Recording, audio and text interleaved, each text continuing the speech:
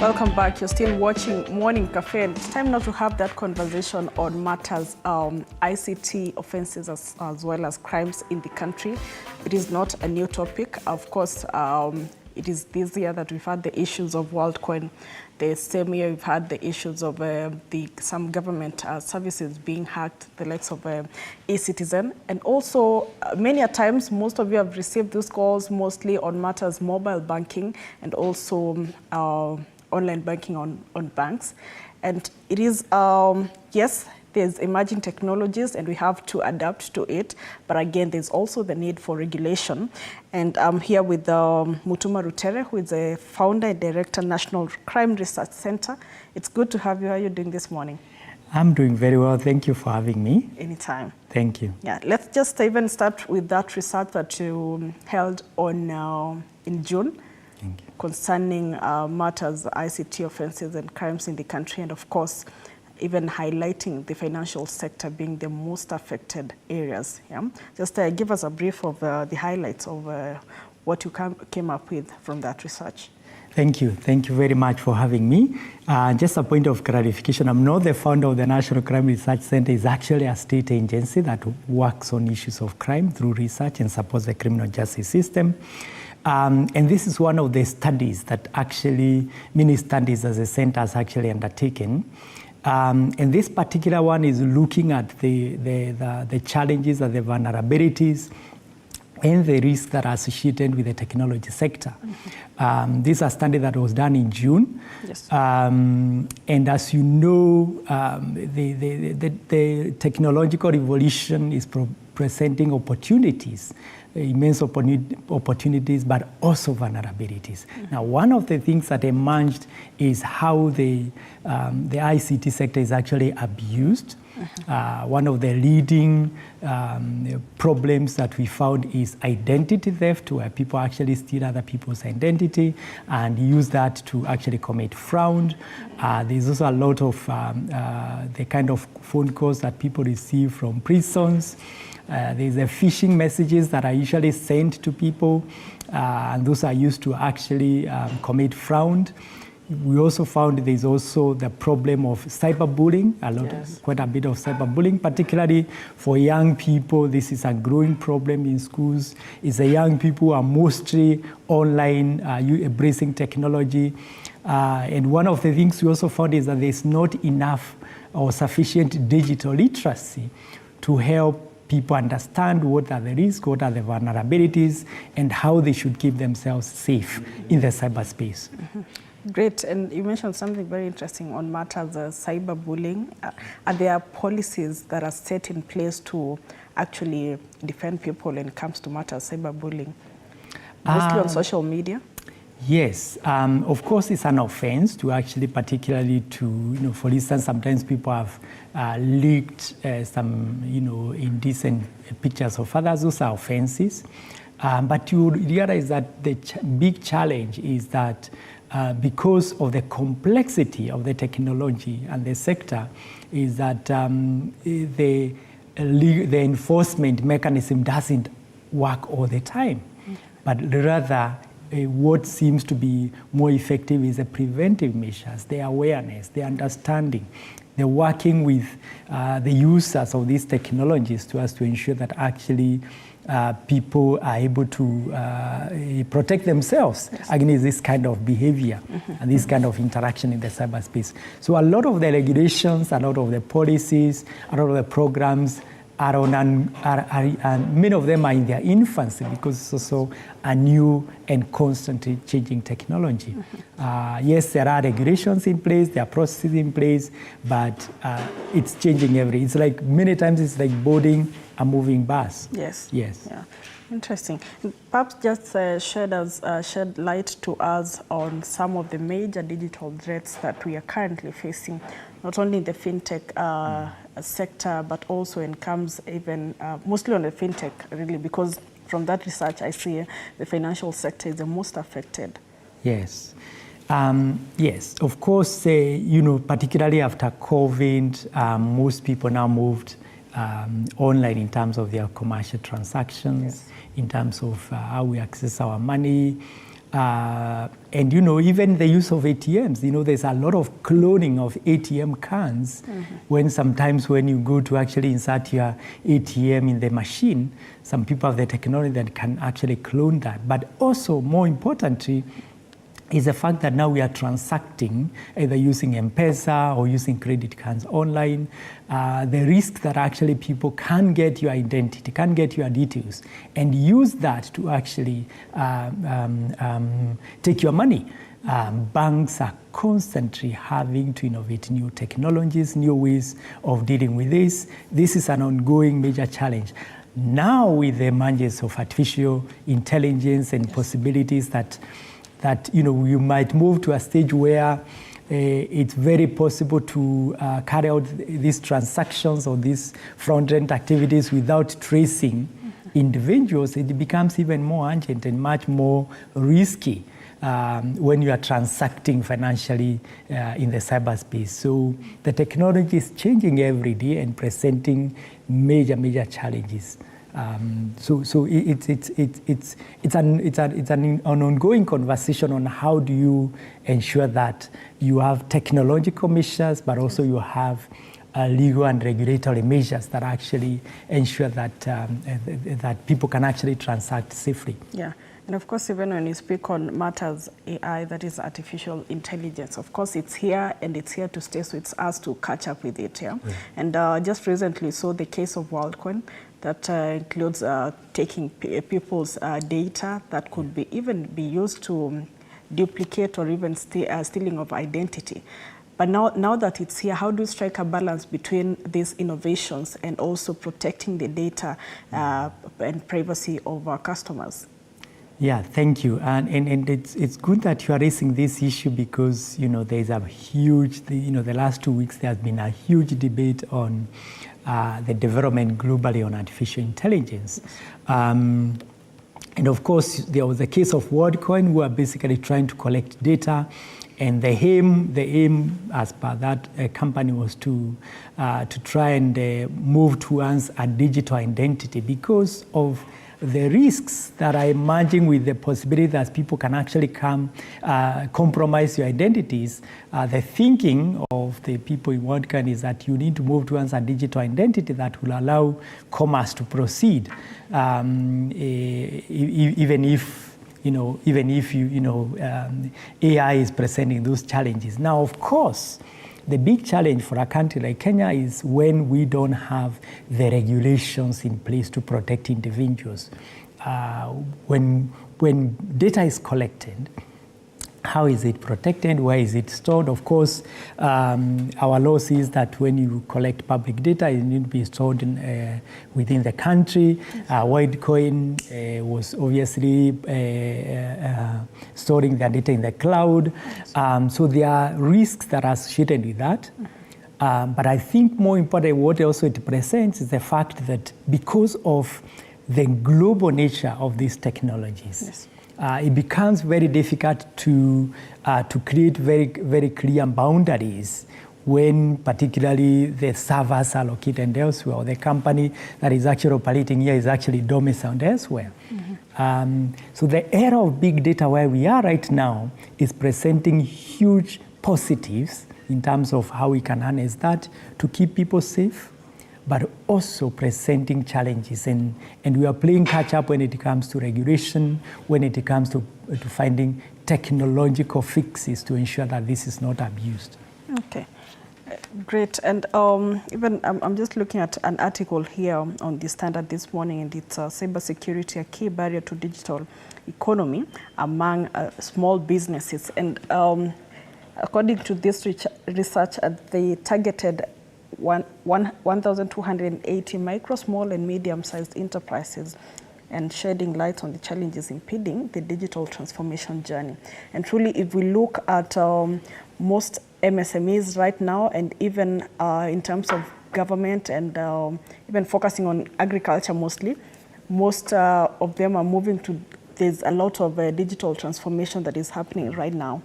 And even the easiest issue, the issue of even delivering the fertilizers, and also there are people now who are using even drones to look at the farms to even when trying to identify threats when it comes to matters farming. So how do we also ensure that there's enough public and create awareness in order for people to move as they move, so that they can be able not to only share their data, but share their data and also be aware of the implications it could have in future for them? Great. The digital revolution is one that we need to embrace. This is a revolution that is taking place right before our eyes. We should therefore rightly, as you're pointing out, find ways in which we take advantage of it rather than only see it as a challenge.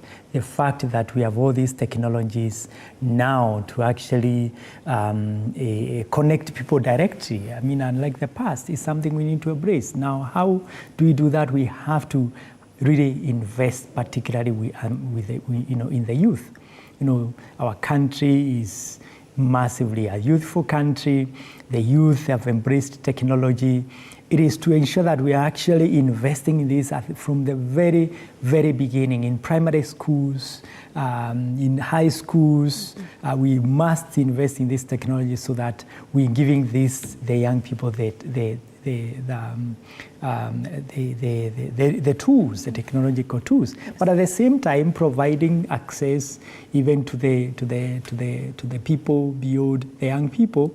We need to find opportunities where we actually ensure these technologies are more available in a more affordable manner, ensure improving our internet connectivity. We can see our smartphone penetration is now about 58%. We need to move further, because if you are not on a smartphone, you cannot access government services, or you have challenges.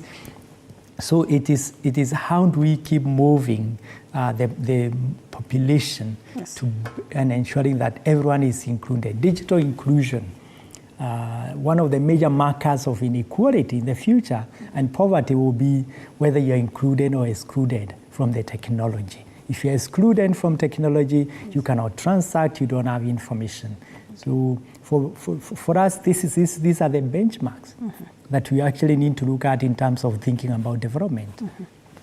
And what role do existing and emerging regulatory frameworks play now in shaping the approach towards data privacy?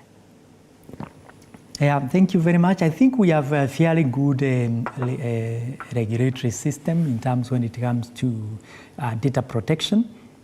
The technology, of course, is most of the times moving faster than we can regulate.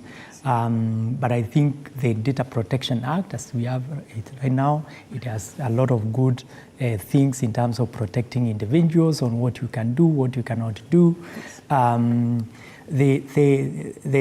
What I see where the challenge is actually to cascade that to institutions themselves, to agencies, because many institutions handle data, many agencies handle data. Those capabilities, those abilities, those regulations need to be cascaded to all these institutions, so that, for instance, if you go and sign somewhere, you are entering a building like this, the people who are here also recognize that they have a responsibility as people are collecting data. So it's actually cascading that to institutions, because that's where it makes a difference. And even as these technological solutions emerge to probably promote even circularity, how do mostly industry stakeholders and also business now strike a balance between regulation and also compliance when it comes to even sharing the data of their customers? Yes, yes, and I think this is again a new area. There's also a danger that, if we see everything as requiring a restriction, it is going to restrict innovation. So to what extent do we promote innovation in this sector at the same time we are actually providing regulations? I mean, for instance, there has been big debate in terms of should people who are involved in technology be regulated? Do you need a certificate? How should various institutions share their data? Again,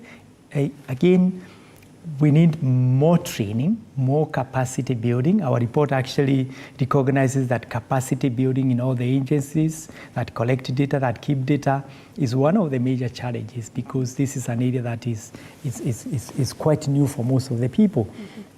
So more investment in giving an understanding to institutions on what it means. How can you share data?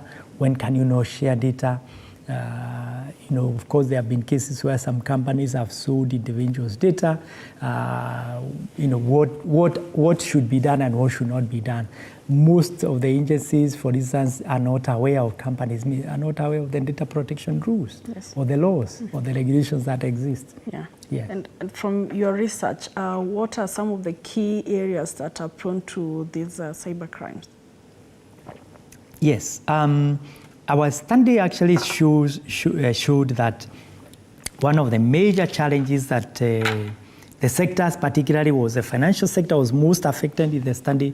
Higher education, that is in universities, the telecom sector, the telecommunication sector, digital money transfers, which is a big thing, is again another area that was massively affected by this. Mm-hmm. And the forms that it took, key forms that it actually took, was identity theft, which was about 58%, mm-hmm. Computer fraud, money transfer, basically theft of money that is being transacted. Mm-hmm. Cyber harassment was a big issue.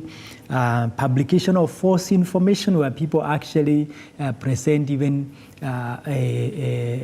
fake information about individuals. Yes. They falsify information about individuals and actually present that as correct information. Fake news, as some of them would actually call it. You remember that even going to, in the last election, yes, one of the challenges we had was basically people falsifying information, altering what someone said and presenting that, attributing it to somebody. Mm-hmm. So again, these are some of the big challenges that we have seen when it comes to misuse of the computer, mm-hmm. Or technology. Yeah. Okay, great. And in most cases, mostly here in Kenya and even African countries, we see it's like we wait for something to happen, for a problem, so that we can look for the solution. Yeah. So moving forward, how can we be better prepared even to deal with such cyber crime issues? Yes. For us, for instance, at the National Crime Research Center, one of the key issues we focus on is prevention.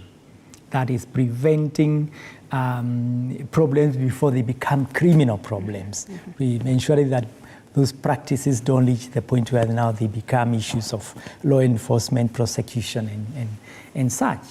And therefore, investing in the regulation, in the regulatory frameworks, creating the proper regulatory frameworks is important, mm-hmm. to ensure that we do not reach the point where you actually are now dealing with practices that reach the level of crimes. Yes. Again, another major recommendation from our study is that we need to build the capacities of the regulators themselves, the law enforcement agencies themselves that are involved in this. Don't forget, even for law enforcement agencies, this is a largely new area. So again, building capacity in them so that actually they are able to provide the kind of guidelines that are required. Mm-hmm. Ensuring that we create awareness. Again, we mentioned the whole idea of creating awareness among the public, the users of computer, the people who collect data, the people who store data, that is companies, institutions, and agencies, and also establishing frameworks for better collaboration among various stakeholders. Again, remember, it is not one individual. Yeah. The whole technology sector has very many actors, and it cannot just be law enforcement agencies that are actually involved in this. Yes. Rather, institutions themselves have to play that role of prevention before actually we even think of calling in the regulators or the law enforcement. So a lot of the work is at the level of institutions and the actors themselves. Yes. Yes. Okay, great. And to what extent are industry collaborations and partnerships, even between government and these tech organizations, as well as institutions like yours, how is it contributing now to even dealing with matters cybersecurity in the industry? I think that's ongoing, and there's a lot of collaboration that is going on in the technology sector. Don't forget that the private sector, for instance, always has better expertise, greater expertise when it comes to technological innovations. This is a reality globally. They are the people coming up with all these digital solutions and platforms and programs. And so the collaboration between government and private sector actors or the technology actors, is inevitable. The technology sectors bring in the technologies, but also the expertise that you not necessarily find in government agencies. Mm-hmm. So that collaboration is important. It has to be ongoing and find platforms for actually strengthening these kinds of collaborations. Mm-hmm. And I think in this country, it's been ongoing in a very interesting way. Many people don't remember that actually the restriction of bulk SMSs, which led to a lot of problems in 2007 and inciting the violence, after that, the telecoms industry moved in to actually push for better regulation. Yes. Actually, the private telcos actually were driving this agenda themselves. Mm-hmm. So we have seen very interesting collaborations, even where the private sector itself is actually providing solutions for better regulation of the space itself. And that's the way it's supposed to be. Yeah, perfect. Yes. And even as I think I'll take this as a final shot, looking forward, what do you see as the future in the landscape of digital threats and also cybersecurity in our country? I think it's a most exciting period. The distinction between countries that become actors in the world in terms of economy will depend on the level of embrace of technology. So we need to embrace technology, not see it as a problem, but actually address the risks and vulnerabilities so that they don't become crime, they don't lead to the kind of problems that we are seeing. But we must not see it as a problem, because it's also a solution to dealing with some of the problems of crime. We're collecting data to understand the patterns, the profiles, the risks. For us working on crime, we see technology as a major investment, really, in terms of making the public more secure, in finding solutions to crime.